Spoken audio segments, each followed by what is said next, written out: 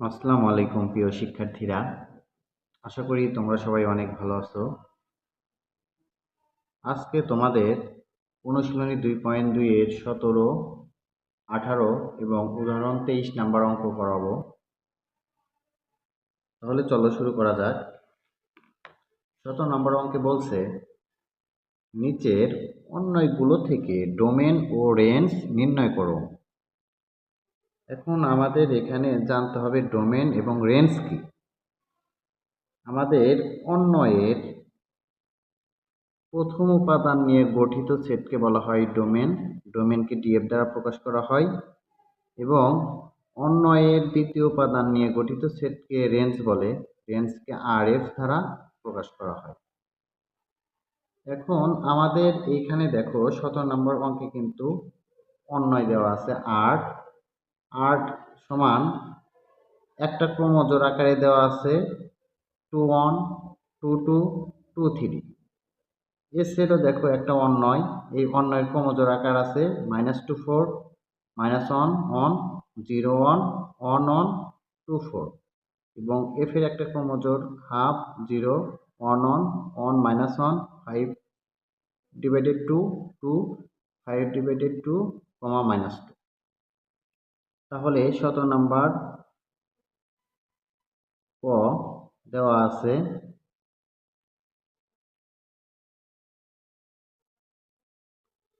অন্যয় 8 সমান second bracket 2, 1, 2, 2, 2, 3। তাহলে আমরা এখানে লিখতে পারি অন্যয়ের প্রথম উপাদান নিয়ে গঠিত সেটকে ডোমেন বলে। ডোমেনকে ডিএফ দ্বারা প্রকাশ করা হয়, যেহেতু আমাদের ডোমেন বের করতে বলছে। অতএব ডোমেন ডিএফ সমান আসতেছে কত? প্রথম উপাদান দেখো এখানে 2, এই ক্রোমোজোমের প্রথম উপাদান 2, এই ক্রোমোজোমের প্রথম উপাদান 2। আমাদের একটা জিনিস এখানে মনে রাখতে হবে, সেটা হলো আমরা যখন ডোমেন নেব তখন একটা উপাদান যেন একাধিকবার না আসে। যেমন 2 আছে 3টা, আমরা একটা নেব। রেঞ্জ আরএফ অন্যয়ের দ্বিতীয় উপাদান নিয়ে গঠিত সেটকে রেঞ্জ বলা হয়। তাহলে এখানে দেখো দ্বিতীয় উপাদান আছে 1, 2, 3। এখানে আমাদের সবগুলা কিন্তু ভিন্ন ভিন্ন উপাদান। তাহলে আমরা 1, 2, 3। আমরা এখানে সেকেন্ড ব্র্যাকেট কেন ইউজ করলাম? কারণ অন্যয়ের দ্বিতীয় উপাদান নিয়ে গঠিত সেটকে অবশ্যই সেকেন্ড ব্র্যাকেটের ভিতর লিখতে হয়। এর জন্য আমরা সেকেন্ড ব্র্যাকেট ইউজ করলাম। আমাদের আর এর ডোমেন হলো ডিএফ সমান 2 বের হলো, রেঞ্জ বের হলো 1, 2, 3।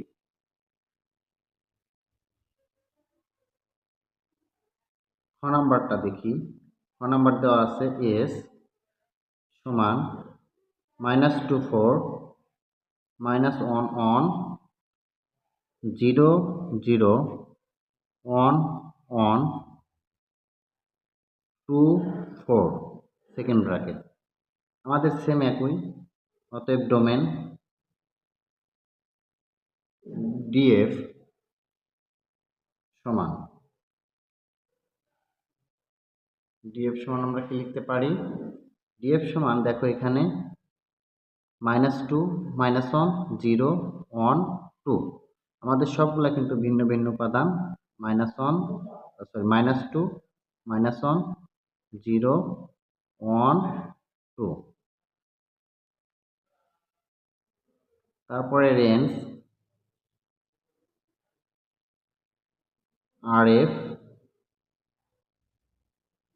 আরএফ কত আছে? 4, 1, 0, 1, 4। আমরা কিন্তু এখানে 4 দুইটা দেখতে পাইতেছি দ্বিতীয় উপাদান, আবার 1 কিন্তু দুইটা দেখতে পাইতেছি। আমরা নেব একটা করে। তাহলে 0, 1 দুইটা একটা নিলাম, 4 দুইটা একটা নেব।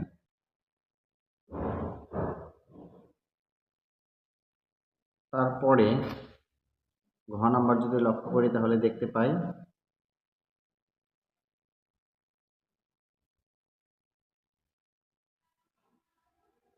ঘ দেওয়া আছে এফ সমান কত, হাফ, 0, অন,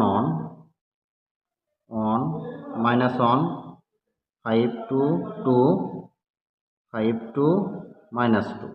এখানে আমাদের ডোমেন ডিএফ সমান হাফ, অন, 5/2, 5/2। আমাদের দেখো হাফ একটাই আছে, একটাই নিলাম। অন আছে দুইটা, নেব একটা। 5/2 আছে দুইটা, নেব একটা। তাহলে ডোমেন। তারপরে আমাদের কি, রেঞ্জ। রেঞ্জ আর এফ সমান, এখানে কত বের হয়, 0, অন, -1, 2, -2। তাহলে এখানে কিন্তু আমরা ভিন্ন ভিন্ন উপাদান দেখতে পাচ্ছি। এর জন্য আমরা মাইনাসগুলো আগে তুলে নেব। দেখো -1, -2। তাহলে -2 সবচেয়ে ছোট, -2 নিলাম আগে, তারপরে -1, তারপরে 0, তারপরে অন, তারপরে 2। আমাদের এটা অ্যান্সার। দেখো এখানে ডোমেন কত বের হলো, হাফ, অন দুইটা ছিল একটা নিছি, 5/2 দুইটা ছিল একটা নিছি, আর এখানে -2, তারপরে কত, -1, তারপরে 0, তারপরে অন, তারপরে 2। আশা করি অঙ্কগুলো ক্লিয়ার। তারপরে আমাদের যে প্রশ্নটা সেটা হলো 18 নম্বর। দেখি 18 নম্বর অঙ্কে কি বলা হয়েছে।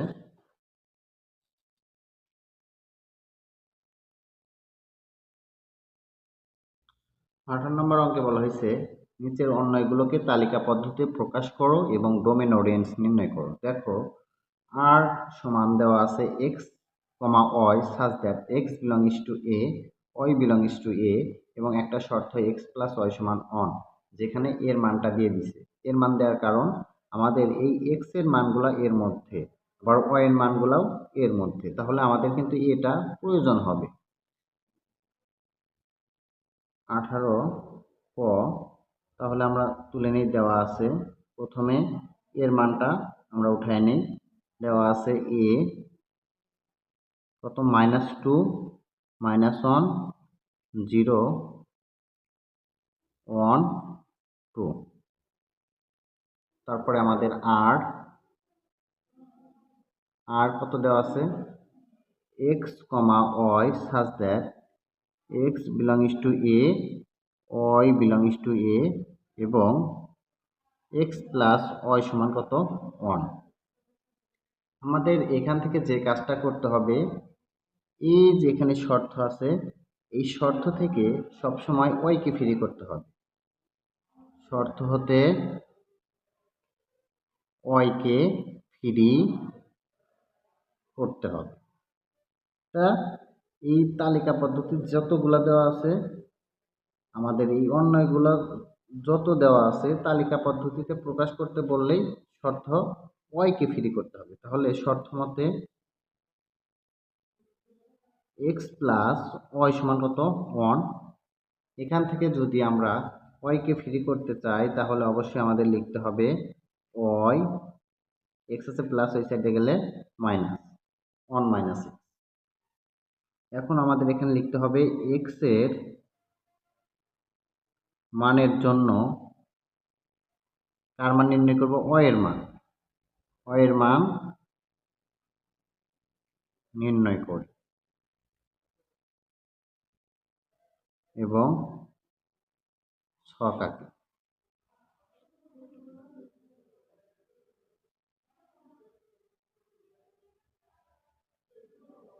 তাহলে আমাদের এখানে এক্স এর মানের জন্য ওয়াই এর মান নির্ণয় করো এবং একটা ছক আঁকাই।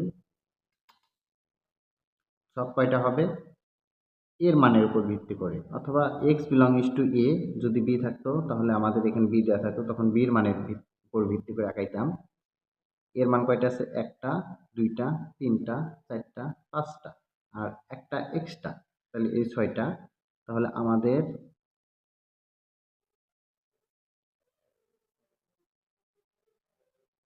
এদিক নেব 2টা,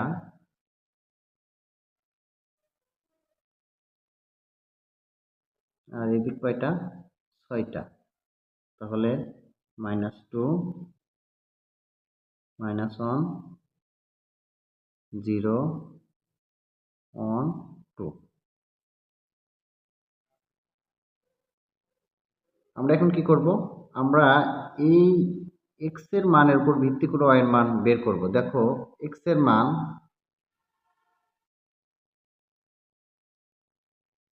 y সমান দেওয়া আছে কত? 1 - x। তাহলে আমরা এখানে কি করব? 1 - x এর মান কত? এই ঘরের জন্য -2। তাহলে যখন -2 দিলাম 1, এই মাইনাস আর মাইনাসে +2, তাহলে 1 + 2 আসলে কত? 3। আবার এই ঘরের জন্য 1 মাইনাস x এর মানে এই ঘরের জন্য কত? -1। তাহলে 1 মাইনাস মাইনাসে প্লাস, তাহলে 1 + 1, তাহলে আসতেছে কত এখানে? 2। যদি 0 বসাই x এর মান, তাহলে 1 - 0, তার মানে কত? 1। 1 - x এর মান 1 মানে 0। 1 - x এর মান কত? 2 মানে -1। আশা করি এটা ক্লিয়ার। এখন আমাদের যে কাজটা করতে হবে সেটা হলো এই y এর মানগুলো যে বের হলো, এই y এর মানগুলো আমাদের দেখতে হবে কার ভিতরে আছে। দেখো y belongs to a, অর্থাৎ y এর মানগুলো এর মধ্যে। এখন আমরা এই মানগুলা মিলিয়ে দেখব এর মধ্যে সবগুলো আছে কিনা। যেগুলা নাই ওগুলো আমরা এখানে উঠায় নেব। দেখো 3, এখানে এর ভিতর কিন্তু 3 নাই, তাহলে আমরা লিখতে পারি এখানে 3। 2 মিলাই দেখি, 2 আছে, 1 1 আছে, 0 0 আছে, -1 -1 আছে, শুধু 3 নাই। তাহলে 3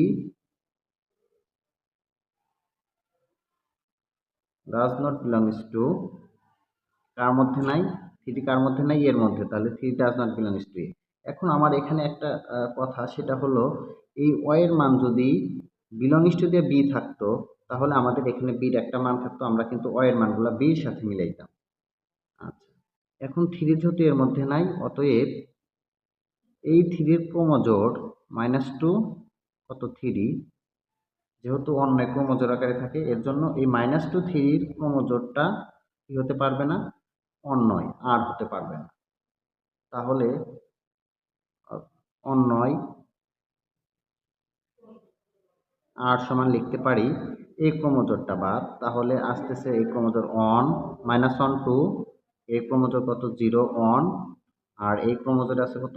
1 0, এই ক্রমজোড়ে আছে 2 -1। আমাদের এটা অন্যয়। এখন ডোমেন ডিএফ। ডিএফ সমান অন্যয়ের প্রথম উপাদান নিয়ে গঠিত সেটকে ডোমেইন বলা হয়। তাহলে ডোমেইন আসতেছে -1 0 1 2, এবং রেঞ্জ আরএফ আসতেছে কত? দ্বিতীয় উপাদান 2 1 0 -1। তাহলে -1 0 1 2। তারপরে আমরা খ নম্বর অঙ্কটা যদি লক্ষ্য করি তাহলে দেখতে পাই কি আছে খ নম্বর অঙ্কটায়। খ নম্বর অঙ্কে যেটা দেওয়া আছে সেটা হলো এফ সমান x, y, x belongs to a, x belongs to c, y belongs to c, এবং শর্ত দেওয়া আছে y সমান 2x, এখানে c সমান -1 0 1 2 3। তাহলে আমাদের খ নাম্বার অঙ্কে দেওয়া আছে f এর মান, আগে উঠায় নেব। দেওয়া আছে f সমান x, y such that x belongs to c, y belongs to c, এবং y সমান 2x, এবং সির মান দেওয়া আছে কত? সির মান দেওয়া আছে -1 0 1 2 3। তাহলে আমাদের এখানে যেটা লক্ষ্য করতে হবে সেটা হলো y সমান কত? 2x শর্ত। তাহলে শর্ত মতে y সমান 2x, আমাদের কিন্তু y কে ফ্রি করতে হবে। এখানে y ফ্রি আছে, তাহলে আমাদের আর কিছু করার দরকার নাই। আমরা শুধু লিখব x এর মানের জন্য y এর মান নির্ণয় করি এবং ছক আঁকি। x এর মানের জন্য y এর মান নির্ণয় করি এবং ছক আঁকি। তাহলে এখানে আমরা এক্স এর মান কত আছে দেখে নাও। এক এক ঘর, 2 ঘর, 3 ঘর, 4 ঘর, 5 ঘর আর একটা এক্সট্রা, তাহলে এক্স ওয়াই। তাহলে এক্স এর মান আসতেছে কত? -1, 0, 1, 2, 3। তাহলে শর্ত থেকে আমরা যদি y এর মান বের করতে চাই তাহলে y সমান আছে কত? 2x। তাহলে 2 প্রথম ঘরের জন্য আছে কত? x এর মান -1, তাহলে -2 আসতেছে। 0 গুণন দিলে 0, যদি 2 সাথে 1 গুণন দেই তাহলে 2, 2 সাথে 2 গুণন দিলে 4, 2 সাথে 3 গুণন দিলে 6। দেখো এই যদি লক্ষ্য করি তাহলে দেখতে পাই y এর মানগুলা কার সাথে মিলাইতে বলছে? সির সাথে। এখন এই y এর মানগুলা সির মধ্যে আছে কিনা আমরা দেখব। -2 এটা কিন্তু সির ভিতর নাই, তাহলে আমরা লিখব এখানে -2। তারপরে 0 আছে, 2 আছে, 4 নাই, তাহলে 4, 6 নাই এই সির ভিতরে, তাহলে 6 ডাজ নট বিলংস টু কত? সি। অর্থাৎ -2, 4, 6 এগুলা কার মধ্যে নাই? সির মধ্যে নাই। অতএব এই ক্রমজোড়গুলা কি হবে না? অন্যয় হবে না। তাহলে আমরা লিখতে পারি অতএব -1, -2, তারপর 4 এর ক্রমজোড় কত? 2, 4 আর 6 এর ক্রমজোড় হলো 3, 6 ডাজ নট বিলংস টু কত? এফ। যেহেতু এখানে এফ দেওয়া আছে আমরা এফ লিখলাম। অতএব আমরা লিখতে পারি অন্যয় এফ সমান সেকেন্ড ব্র্যাকেট এই ক্রমজোড়গুলো ব্যতীত আছে কত কত? 0, 0, তারপরে 1, 2, এই দুটাই অন্যয়। আর ডোমেইন অবশ্যই তোমরা এটা বের করতে পারবা। ডোমেইন হলো ক্রমজোড়ের প্রথম উপাদান, তাহলে ডিএফ আসছে কত? 0, 1 এবং রেঞ্জ হলো RF 0, 2। আশা করি অঙ্কগুলো ক্লিয়ার। যারা আমার চ্যানেলে নতুন তারা অবশ্যই চ্যানেলটি সাবস্ক্রাইব করবা পরবর্তী ভিডিও পাওয়ার জন্য।